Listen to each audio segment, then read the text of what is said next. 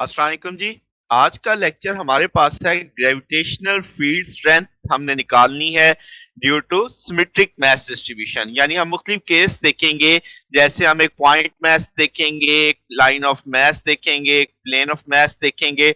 इन सब की वजह से जो ग्रेविटेशनल फील्ड स्ट्रेंथ की वैल्यू आती है वो हम कैलकुलेट करेंगे। तो इसमें हम सिमेट्रिक देखेंगे कि हम सिमेट्रिक ऑब्जर्वेशन रखेंगे कि हमारे पास मास यूनिफॉर्मली डिस्ट्रीब्यूटेड है।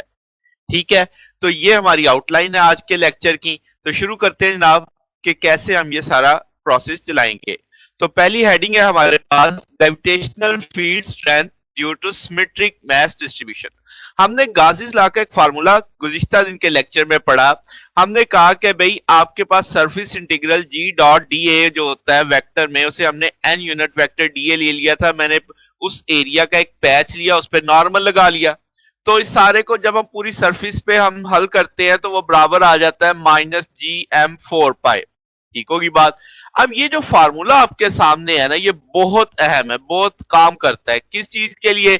जिससे हम ग्रेविटेशनल फील्ड स्ट्रेंथ निकालते हैं या एक्सेलरेशन ड्यू टू ग्रेविटी यानी जी निकालते हैं। दोनों को एक ही सेंस में आप कह सकते हो कि जी क्या है, एक्सेलरेशन ड्यू टू ग्रेविटी कह लो या ग्रेविटेशनल फील्ड स्ट्रेंथ कह लो। अब ये फार्मूला जो यूजफुल है इस जी को मालूम करने के लिए, किसकी वजह से? ताकि सिमेट्रिक मास डिस्ट्रीब्यूशन में हो। इसमें हम एक पॉइंट की डिस्ट्रीब्यूशन देख सकते हैं, sphere, line, cylinder, plane of mass.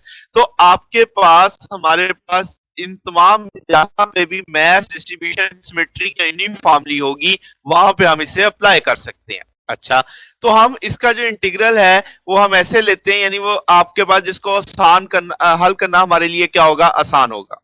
अच्छा, आपको क्या स्टेप्स हैं जो हम लेंगे जिससे हम ये जी की वैल्यू यानी ग्रेविटेशनल फील्ड स्ट्रेंथ मालूम कर पाएंगे? तो सबसे पहले जनाब हमें एक सरफेस लेनी है, और ये सरफेस आपने ऐसी लेनी है जिसका इंटीग्रल लेना, जिसको सॉल्व करना हमारे लिए क्या हो? आसान हो। तो ऐसी सरफेस की प्रॉपर्टी क्या क्या होनी चाहिए वो हम देख लेते हैं। सबसे पहले हम एक ऐसी सरफेस बनाएंगे, ये इमेजिनरी होगी यानी हकीकत में नहीं होगी। फिर ये क्लोज होगी। ठीक है, यानी जो सरफेस मैंने लेनी है, जिसको मैंने सॉल्व करना है, वो इमेजिनरी है, वो क्लोज है। ठीक होगी बात। और फिर ये सरफेस उस जगह से गुजरनी चाहिए जिस जगह पे मैं ये जी की वैल्यू यानी एक्सेलरेशन ड्यू टू ग्रेविटी या आप ग्रेविटेशनल फील्ड स्ट्रेंथ बोल लें, वो मैं कैलकुलेट करना चाहता हूं। बात समझ आ रही है? तो अब तक तीन बातें हो गई कि जो सरफेस मैंने बनानी है वो एक इमेजिनरी होगी, क्लोज होगी, और मैं उस जगह पे उसे बनाऊंगा जिस जगह पे मुझे जी की वैल्यू फाइंड आउट करनी है। एक और चीज, अब जब मैं वो सरफेस लूंगा तो वो जो आपके पास सरफेस आएगी वो जी के साथ या परपेंडिकुलर होगी या क्या होगी? पैरेलल होगी। इस तरह की एक सिचुएशन बनेगी, यानी वो सरफेस इस तरह मैं डिजाइन करूंगा। ठीक है बात। और एक और चीज के जो जी है हमारे पास, उसकी सेम वैल्यू सारी सरफेस पे होनी चाहिए। यानी आपके पास जो भी मैं सरफेस लूंगा वो उसका डिजाइन ऐसे बनाऊंगा कि जी की वैल्यू उसके लिए क्या रहेगी? सेम रहेगी पूरी सरफेस के लिए। तो ये पॉइंट्स हमारे पास आ गए।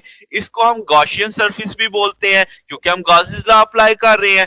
तो अब इन चीजों को जहन में रखते हुए कि ये स्टेप्स मुझे करने हैं, ये स्टेप्स मुझे अप्लाई करके मैं ग्रेविटेशनल फील्ड स्ट्रेंथ मालूम करूंगा मुख्तलिफ मास डिस्ट्रीब्यूशन की।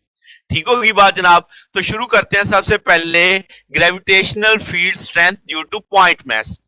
तो हमारे पास पहला ये हैंड आ गई। तो शुरू करते हैं जनाब। लेट्स से हमारे पास एक पॉइंट मास है m, जो कि किसी स्पेस के अंदर है, जैसे आप इस फिग में देख सकते हैं कि एक m आपको दिखाई दे रहा है। ठीक है, अब हमने क्या करना है, आपको जैसे अभी समझाया कि आपने एक सरफेस कंस्ट्रक्ट करनी है जो इमेजिनरी हो, जो क्लोज हो। ठीक है, तो आप ये पिंक आप देख रहे हो, आपको एक सरफेस दिखाई दे रही है जो क्लोज है। ये हकीकत में नहीं है, जस्ट इमेजिन की गई है। और आपके पास इस सरफेस का जो रेडियस है वो आपको कैसे दिखाई दे रहा है? आर। सफियर शेप है, यानी उस मैस के चारों जानिबों में एक सरफेस ले ली मैंने, और मैस कहां पे है? सेंटर में है बिल्कुल।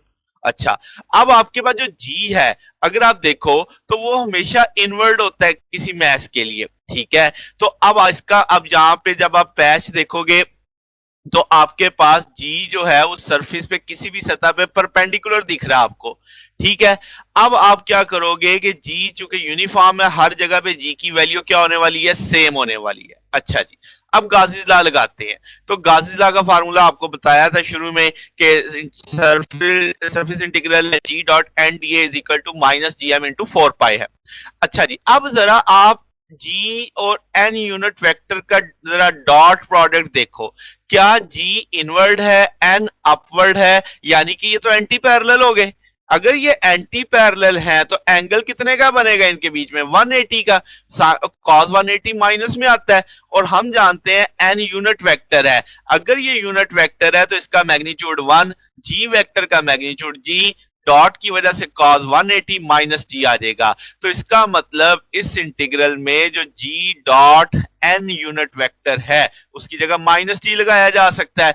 तो क्या ये डॉट प्रोडक्ट अब माइनस जी बाहर लिया जाएगा, तो बाहर आ गया। अब ये आपके पास डी ए जो पैच आपने लिया था उसको ओवर द सरफेस इंटीग्रल हम सॉल्व कर लेंगे। तो आपके पास ये तो सफियर है, सफेरिकल शेप आपने इमेजिन की थी, ठीक है। तो आपके पास एरिया ऑफ द सफियर कितना होता है, that is 4 pi r square. तो हम इस सारे को यहाँ पे इस जगह पे प्लेस कर देंगे कि यहाँ पे जो आपके पास surface integral of d A है इसका आंसर आएगा 4 पाई आर स्क्वायर।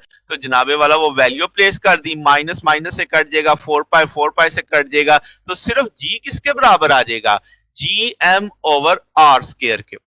तो जनाबे वाला इस तरीके से हम ग्रेविटेशनल फील्ड स्ट्रेंथ निकाल लेते हैं ड्यू टू पॉइंट मैस की वजह से।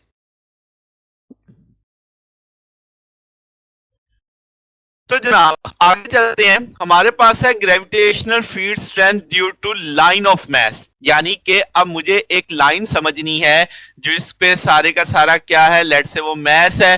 तो अब इसका मतलब मुझे जो मैस देखना है पर यूनिट लेंथ देखना है, यानी कि लीनियर मैस डेंसिटी का कंसेप्ट आने वाला है। बात समझ आ गई। और जो मैं ये लेंथ देखूंगा ये इंफिनिटी लॉन्ग है और यूनिफॉर्मली डिस्ट्रीब्यूटेड है, यानी हर जगह पे उस लाइन के ऊपर मैस की मिकदार क्या है, सेम है, यानी कि यूनिफॉर्म मैस डेंसिटी है, लीनियर मैस डेंसिटी है। अच्छा जी, अब मुझे जी चाहिए यानी ग्रेविटेशनल फील्ड स्ट्रेंथ चाहिए, किसका, ऑफ इस लाइन मैस, यानी इस लाइन की वजह से जो जी पैदा होगा तो वो मुझे कैलकुलेट करना है। तो अब आप क्या करोगे कि एक परपेंडिकुलर डिस्टेंस आर जो इसके गिर्द आप लोगे उस पे एक इमेजिनरी सरफेस कंस्ट्रक्ट करोगे। और इस केस में जो इमेजिनरी सरफेस है वो क्या है, सिलेंडर शेप में आपको दिख रही है, क्लोज है, इमेजिनरी है, और उस जगह पे मैंने बनाई जिस जगह पे मुझे वैल्यू चाहिए जी की, ठीक है। तो आपके पास इसकी लेंथ एल दिख रही है आपको, इसका रेडियस आर दिख रहा है, और ये उस सिलेंडर का जो एक्सिस ऑफ जो हमारे लाइन है उसके अलोंग ही इसका एक्सिस है सिलेंडर का भी, ठीक होगी बात। तो इसका मतलब ये हुआ कि अब मेरे पास जो गॉसियन सरफेस है वो एक सिलेंडर शेप में आ गई है।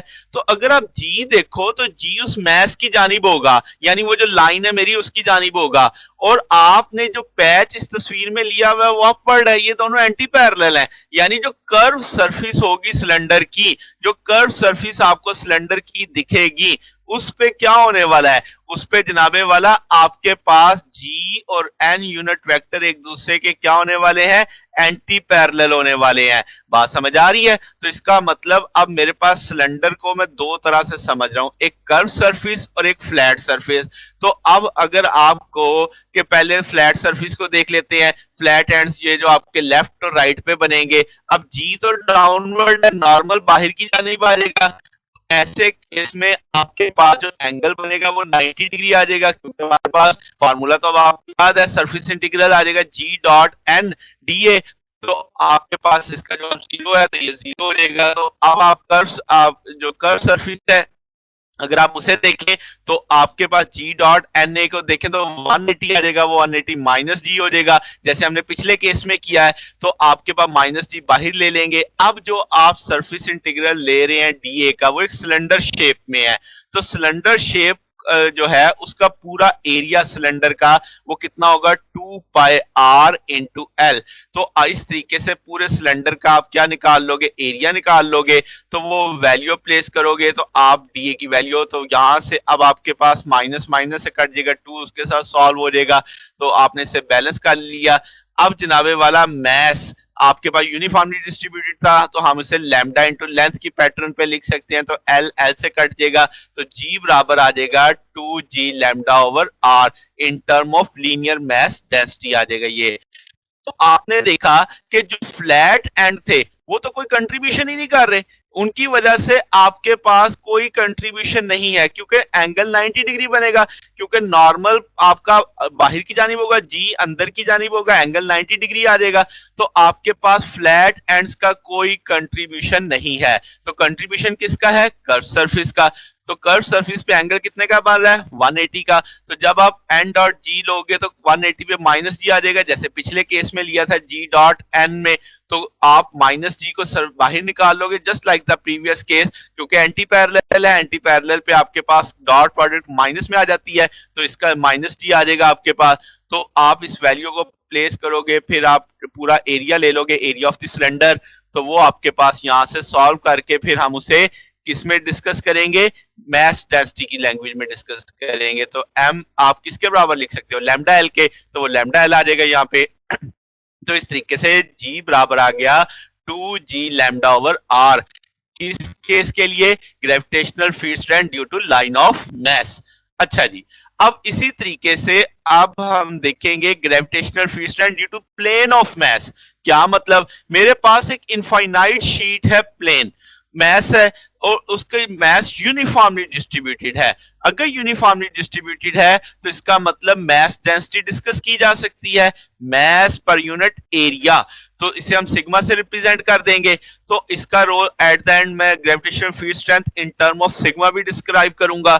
तो अब जब मुझे जी की वैल्यू कैलकुलेट करनी है तो मैं इससे कुछ फासले पे एक इमेजिनरी सरफेस करूंगा, क्योंकि मुझे पता है गाजिस लॉ लगाना है तो सबसे पहले इमेजिनरी सरफेस लेनी है। तो इस जगह इस दफा मैं जो शेप ले रहा हूं वो पिल बॉक्स शेप में है, यानी है ये भी सिलेंडर शेप ही कह लो।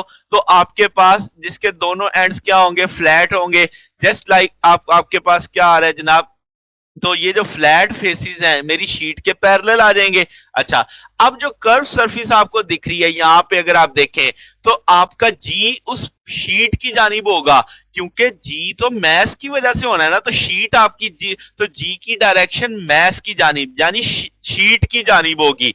और अब आप जो कर्व सरफेस लोगे उसका नॉर्मल ऊपर की जानिब आएगा, तो आपके पास जो कर्व सरफेस आने वाली है इसका मतलब उसमें जी और नॉर्मल के बीच में एंगल कितने का बनने वाला है, 90 का। आपको इस पॉइंट पे ये दिख रहा होगा कि जी जो है वो शीट की जानिब है और नॉर्मल अपवर्ड है, तो एंगल 1 आपके 90 का आ गया। तो इसका मतलब ये हो गया डॉट प्रोडक्ट चूंकि मुझे आगे देखनी थी, तो आपके पास कर्व सरफेस कोई कंट्रीब्यूट नहीं करेगी, यानी कि कर्व सरफेस का कोई कंट्रीब्यूशन नहीं आएगा। तो अब रह गया सिर्फ पीछे क्या, फ्लैट एंड। तो फ्लैट एंड जरा तस्वीर में देख लो, जी किधर है, शीट की जानिब, नॉर्मल किधर है, बाहर की जानिब, एंगल कितना हो गया 180। इस तरफ देख लो, आपका जी किधर है, शीट की जानिब, नॉर्मल किधर है, बाहर की जानिब, एंगल फिर कितना हो गया 180 हो गया। तो इसका मतलब कर्व सरफेस जो सारी की सारी है उसमें cos 90 हो जाएगा, और जो फ्लैट एंड है उसमें सारे का सारा 180 हो जाएगा। तो फ्लैट एंड तो दो है मेरे पास। तो अब मैं आपके पास गॉस थ्योरम लगाता हूं, तो जी डॉट एन आपने एक दफा ले लिया फ्लैट एंड के लिए, जी डॉट एन फ्लैट एंड के लिए, और जो A3 एरिया आपने अकॉर्डिंग टू द फिग लिया है, A1 देखो फ्लैट एरिया है, A2 भी फ्लैट एरिया है, A3 कर्व सरफेस है आपके लिए। तो अब आपको पता है कि A1 और A2 में एंगल कितने का बनना है 180, तो माइनस जी आ जाएगा। A3 में एंगल कितने का बनना है 90, तो जीरो हो जाएगा। और आपको फ्लैट एंड का एरिया बराबर दिख रहा है कि दोनों तरफ फ्लैट एंड एक जैसे होंगे, तो इसका मतलब हम उसे ए से मेंशन कर सकते हैं। तो जनाबे वाला इस जगह वैल्यू प्लेस कर देंगे, इसमें से माइनस जी आ जाएगा, इंटीग्रल ए आ जाएगा आपके पास एरिया। इसी तरीके से सेकंड फेस जो A2 है, यानी इस एंड पे भी आंसर कितना आ जाएगा माइनस जी आ जाएगा। A3 में चूंकि आपके पास 90 आ जाएगा, जीरो हो जाएगा। और ये सारी चीज माइनस जी एम 4 पाई के बराबर आ जाएगी। इन दोनों को जमा करेंगे तो माइनस 2 जी आ जाएगा, माइनस माइनस से कट जाएगा, जी आपके पास बराबर आ जाएगा जनाब इस चीज के G2A-4G। m की जगह क्या लिखा जा सकता है? चूंकि यूनिफॉर्म डिस्ट्रीब्यूशन ऑफ मास था तो सिग्मा लिखा जा सकता है, m लिखा जा सकता है सिग्मा इंटू ए, तो m की जगह हमने सिग्मा a प्लेस कर दिया। यहां से आप चीजें सॉल्व आउट करते हैं तो g बराबर आ जाता है 2 पाई g इंटू रो। तो एक इनफाइनाइट शीट की वजह से जो ग्रेविटेशनल फील्ड बनेगी, जो आपके पास एक इनफाइनाइट शीट ऑफ मास होगी, उसकी वजह से जो जी पैदा होगा वो कितना होगा? 2 पाई जी रो। तो अब आपको समझ आ गई कि एक पॉइंट मैस की वजह से जो जी पैदा होता है वो कितना होता है? G m over r square. और अगर एक line infinite line of mass होगी उसकी वजह से जी कितना पैदा होगा? 2G capital g lambda over r. Capital g gravitational constant है, लैम्डा आपकी लीनियर मास डेंसिटी है, आर आपके पास डिस्टेंस है। ठीक है, अब जरा जनाब जो इनफाइनाइट शीट की वजह से आया 2 पाई जी रो, इसमें देखो तो आर का ताल्लुक ही नहीं है। इसका मतलब ये जो जी पैदा हो रहा है ये आर पे डिपेंड ही नहीं कर रहा, तो इंडिपेंडेंट है डिस्टेंस ऑफ द प्लेन पे। यानी जो इनफाइनाइट शीट है उसकी जो जी पैदा होगी वो आर पे डिपेंड नहीं करेगी। तो इसी टेक्निक को इस्तेमाल करते हुए हम प्लेन सिमेट्री, स्फेरिकल सिमेट्री और सिलेंड्रिकल सिमेट्री के न्यूमेरिकल हल कर सकते कि ग्रेविटेशनल फील्ड स्ट्रेंथ या एक्सेलरेशन ड्यू टू ग्रेविटी हमने निकाला गाजिस लॉ की मदद से। अगर आपको ये ग्रेविटेशन का चैप्टर शुरू में याद हो तो हमने सॉलिड स्फीयर के इनसाइड और आउटसाइड जी की वैल्यू निकाली थी, तो वो एक लंबी चौड़ी कैलकुलेशन की थी। आज आपने देखा कि बहुत ही शॉर्ट स्टेप के अंदर हमने जी की वैल्यू निकाल ली। तो आपके पास गाउस लॉ की इस्तेमाल करते हुए हम जी की वैल्यू सिमेट्री इस्तेमाल करते हुए निकाल सकते हैं। तो जनाब आज का लेक्चर आपको अगर पसंद आया हो तो वीडियो को लाइक कीजिएगा, अगर कोई क्वेश्चन हो तो कमेंट कीजिएगा, दोस्तों के साथ शेयर कीजिएगा। आज के लिए बस इतना ही, बकिया इंशाल्लाह फिर कल देखेंगे। ओके, अल्लाह हाफिज।